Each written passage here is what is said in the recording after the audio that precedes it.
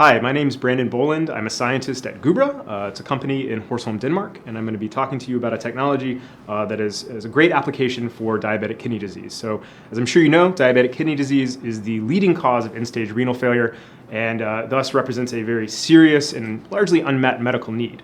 As I know you know, metabolic diseases are remarkably complex, and thus maximizing the data generated from your preclinical animal models is critical. So here, we've used two models of nephropathy. We have a mouse model of early DKD. It's a uninephrectomized DB/DB mouse. And then we have a more severe model of chronic kidney disease using a 5/6 nephrectomized rat. And so what we've done here is immediately prior to termination, we've infused the mice with fluorescently labeled lectin and the rats with the same lectin as well as a fluorescently labeled albumin and dextran. And so the rationale here is that the lectin will bind the carbohydrate-rich endothelial cells of the glomeruli. The dextran will go right through the glomerular filtration barrier and mark both the proximal and distal tubule. And the albumin, at least in a healthy animal, will be reuptaken rather quickly by the early endocytotic machinery in the early proximal tubule. So that's exactly what we've done here. And if we look at the mouse, you can see that all of the glomeruli and the entire organ are visible. So this is something you don't get with 2D histology. If there are spatial differences in glomerular architecture, they are immediately recognizable using this technology.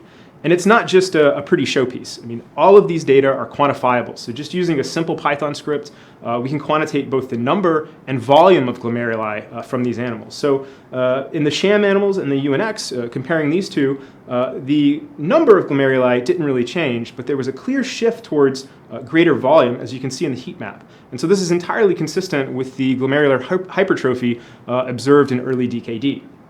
Now, we can take this a step further. And you see here down at the bottom in the rat, we've used both the lectin as well as the dextran and the albumin. And so it's immediately apparent, in the sham animals at least, a really nice tubular architecture with the albumin and the dextran. Now, if you look at the 5/6 nephrectomized animals, it's a completely different story. These animals are very sick, and there's a lot of tubular damage. So the nephrons appear very fragmented, and there's not a lot of good absorption of the albumin or the dextran. But where I think this really gets interesting is at the single nephron level.